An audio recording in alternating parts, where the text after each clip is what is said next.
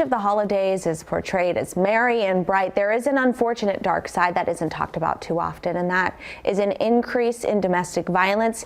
Here now to discuss resources for you or your loved ones are Metro Sergeants Miguel Garcia and James Johnson. Thank you both so much for joining us. Well, good morning. Thank you for having us. And like you said, there is a dark side when it comes to domestic violence, and we see an increase of those type of calls through the holiday seasons, even though it's the most common call that our police officers respond to. But there's not a lot of knowledge out there of the type of resources that LVMPD and our community has for the victims, and that's why we have Sergeant Johnson here. Yeah, and so this is the most common call year-round, but you see an increase during the holiday season, correct? That is correct. It could be a variety of different reasons why. It could be different stressors. Yeah. Families are getting to, get to see each other, and different things might happen, or it just could be a money issue. Yeah. Okay, Sergeant Johnson, you work with the Family Justice Center.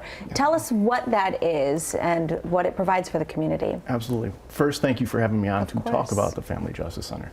So the Family Justice Center is a free resource for victims of domestic violence, human trafficking, and sexual assault. It's a collaboration the LVMPD has with numerous outside entities to provide as many resources and help to the victims of these crimes as possible.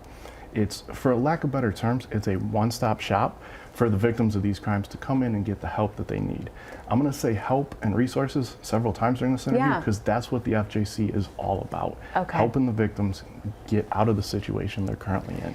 A lot of people don't know where to turn. They're afraid to tell family or friends that they're in this situation for a variety of reasons. They could be fearful, they could be embarrassed.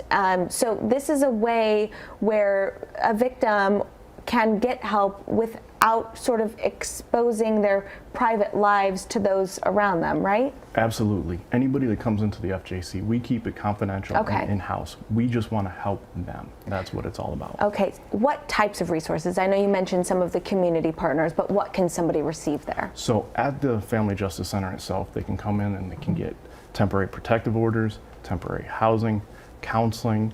We'll help them in any way possible. Our outside resources, we have a lot of the victims, they don't realize they need help with legal services. We can connect them to lawyers for divorce, child custody issues, to get out of housing contracts. A lot of victims don't know that if they are a victim of a crime, they can break their lease and get out of it. We also have connections with Immigration Services and the Clark County District Attorney's Office.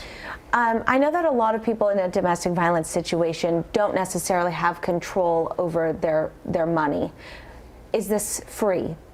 Yes, the Family Justice Center, all the resources, all the help is free, and we will help anyone. You come in and you're a victim of one of those crimes, we are going to help you from beginning to end. It's not just a one stop. It is, we are with you through the whole process, and we follow up after. Let's pull up the information on screen for the Family Justice Center, and we'll leave it up for just a little while because I want to make sure people can either write down this information or take a picture.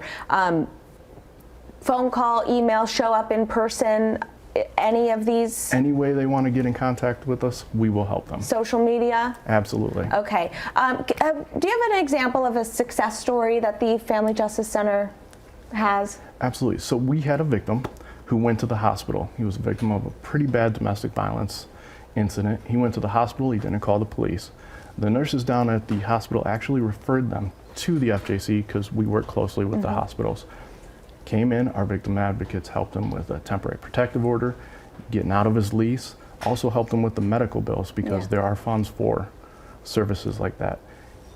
Filed a police report, we followed, and we helped him all the way through the process to the very end, and he's doing much better today. That's wonderful. And I'm so glad you had an example of a man. I mean, so often you hear the words domestic violence and the image of the victim that comes to mind is a woman, but it can really affect anybody. Thank you both so much for coming in. This is very sad that this is something we have to talk about during the holiday season, but I'm so glad that you guys provide free resources for victims. Thank you for having me.